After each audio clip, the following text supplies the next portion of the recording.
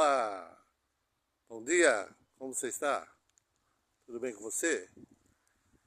Você já viu alguém dizer que o Deus do Antigo Testamento, a salvação lá era pela guarda da lei? Você já ouviu alguém dizer que no Novo Testamento Jesus morreu em nosso lugar, então a salvação é pela graça? Pois é. Ninguém será justificado diante de Deus pelas obras da lei.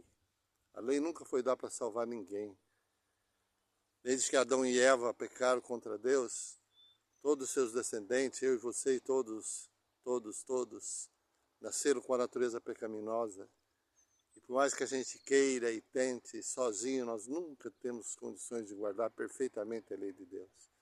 Então essa questão de, no passado, o Antigo Testamento salvo pela lei, pelas obras, e no Novo pela graça, isso é o maior engano, mentira teológica que já foi ensinado, e é ensinado ainda. Porque a própria palavra de Deus diz que o Cordeiro de Deus foi morto desde a fundação do mundo. Mas como que se ele só nasceu há 2000 anos atrás, viveu e morreu? E o mundo tem mais de 6.000 anos. Pois é. Desde que Adão e Eva pecaram, Deus foi, confrontou eles, mostrou os pecados deles, a consequência do pecado. Mostrou que a mulher, né, a partir daquele momento, ela se sujeitaria como consequência do pecado ao marido. Haveria um machismo, já estava ali. É consequência do pecado, não é ensinamento bíblico, nada disso. Deus criou o homem e a mulher para serem idênticos, iguais um ao outro. Sempre foi assim. Tanto o homem quanto a mulher é criado à imagem e semelhança de Deus. Um complementa o outro. Se você pensar um pouquinho mais, você vê que um casal casa e filho, é maravilhoso quando se tem um filho. E se você vê esse relacionamento, marido e esposa, filho e pai, mãe, é algo mais precioso que a Bíblia tem. Vem lá do Éden, a família. E a família, em certo sentido, representa o nosso Deus, a divindade, Pai, Filho e Espírito Santo. E a harmonia aí é que depende toda a felicidade de cada ser humano. Você pode ver um marido, uma esposa, só é realmente feliz se está bem na sua família. Se tem problemas familiares, tudo se atrapalha, não é verdade? Pois é, mas depois que Adão e Eva pecaram, e Deus falou para eles que haveria essa submissão, consequência do pecado da mulher para o marido dominar a mulher, você pode ver que ali surgiu isso depois da consequência do pecado. E o confronto, né, entre marido e esposa, a desarmonia no lar também começou com o pecado. E depois de Deus falar para eles dessa consequência, ele falou para o inimigo, né, que Deus não abandonaria o ser humano, porque o inimigo havia conquistado Adão e Eva para o lado dele. Mas Deus diz, porém, inimizade entre ti e a mulher, entre seu descendente e o seu descendente, significando que todo ser humano nasceria com a lei de Deus, os princípios morais de Deus escritos em sua mente e coração. Por isso que em todo lugar, mesmo que não existe Bíblia, nada, a gente sabe que matar é errado, que roubar é errado, né? Tem esses princípios da lei de Deus. Mas o ser humano sozinho nunca chegaria a restaurar o seu relacionamento com Deus. Então, antes de expulsar Adão e Eva do jardim, e eles viram que estavam nus, né? E a malícia surgiu aí no pecado também.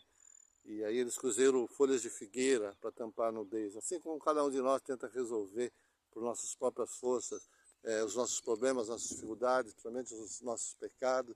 Isso a única solução vem de fora, não é de dentro de nós. E aí Deus chegou para Adão e Eva antes de deixá-los sair, trouxe 2 animais e provavelmente 2 cordeiros. A Bíblia não diz isso, mas Isaías diz que Deus os vestiu de vestes de salvação. E ali estavam as vestes de salvação com Adão e Eva. Adão e Eva, o salário do pecado é a morte, eles morreriam, foi isso que Deus falou para eles. Mas eles não queriam morrer, eles queriam viver. E Deus disse, tudo bem, mas alguém precisa morrer em seu lugar. Isso mostra a eternidade da lei de Deus, do que Deus fala. Deus não muda, mas Deus cria aí o plano da salvação.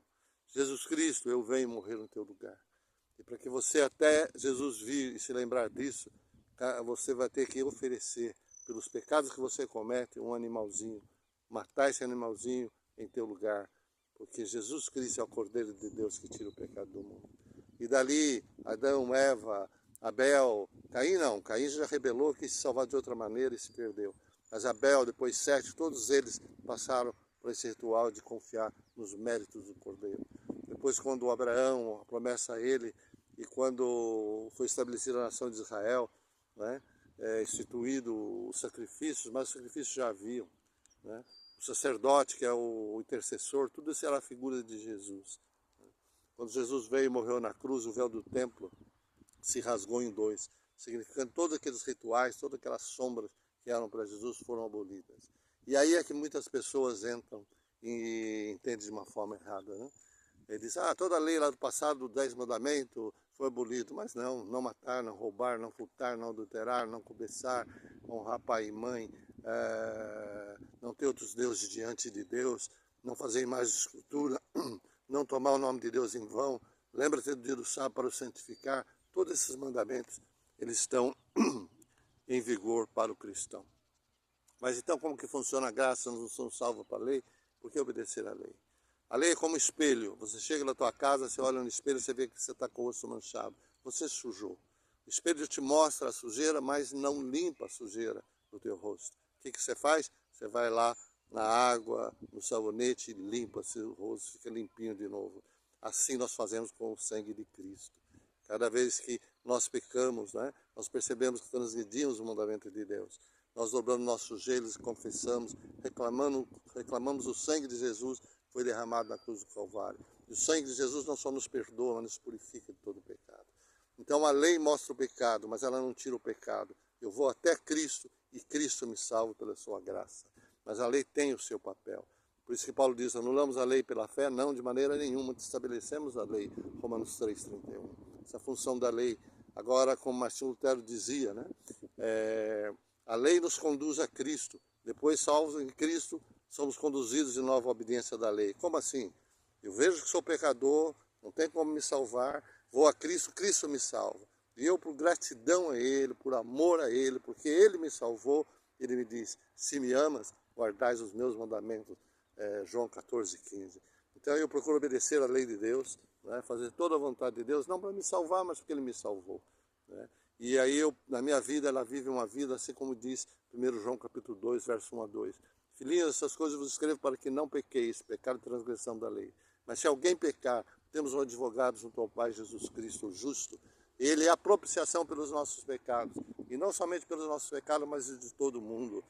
E então, o ideal do cristão é isso. Pelo poder do Espírito Santo, viver uma vida de acordo com a vontade de Deus. Mas toda tardinha, a gente percebe que não foi perfeito, a gente percebe, o Espírito Santo nos mostra, convence do pecado, da justiça e do juízo, do pecado que cometemos contra Deus, da justiça de Cristo que está sempre à nossa disposição para nos perdoar, nos aceitar pela sua imensa graça. E o juízo, nós estamos em paz com o juízo, porque quem está em Cristo Jesus nenhuma condenação há. Mas nós, como diz Martinho Lutero, a lei conduz a Cristo, mas quando eu sou perdoado, Jesus me retorna a lei, ou seja, Jesus diz, se vocês me amam, guardem os meus mandamentos. Então eu vou procurar andar nos caminhos de Deus, cumprir a sua lei por amor a Ele. Mas quando pecar, tenho a salvação em Cristo Jesus. Tá certo, meu irmão, minha irmã?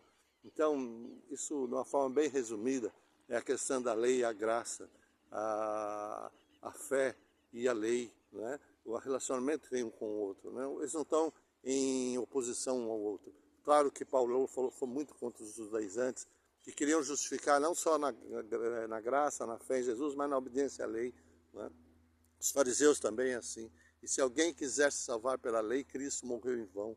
E aí quando ele ataca, não a lei, mas a maneira que eles usavam a lei como salvação. Assim como Jesus, nos seus milagres, a maior parte deles foi feito no dia de sábado. E por quê? Porque eles estavam ensinando como devemos guardar o sábado. É lícito fazer bem ao próximo. Nós só não envolvemos em trabalho para ganhar dinheiro. Né? Nós vamos à adoração, nós estamos com a família e nós ajudamos os necessitados. Né? Então Jesus nunca falou para não se guardar o sábado. Ele ensinou como guardava, muito diferente do que os judeus faziam. E em relação à lei, a gente obedece porque Jesus nos salvou e não para nos salvar. Então Paulo atacava aqueles que queriam se salvar pela lei. Jesus atacava aqueles que guardavam de maneira errada o sábado. Então, queridos, vamos viver alegres, felizes, na graça do Senhor Jesus. E pelo poder do Espírito Santo, vamos ser fiéis a Ele na obediência aos seus mandamentos. Pois Aqui está a paciência do santo, aqui estão os que guardam os mandamentos de Deus e têm a fé em Jesus. Essa é a característica daqueles que salvam. Mateus capítulo 14, verso 12, tá bom? Qualquer coisa a respeito desse assunto, coloque um comentário aí, entre em contato ali no privado, que a gente conversa mais sobre esse assunto. Deus abençoe o seu dia. Tchau, tchau.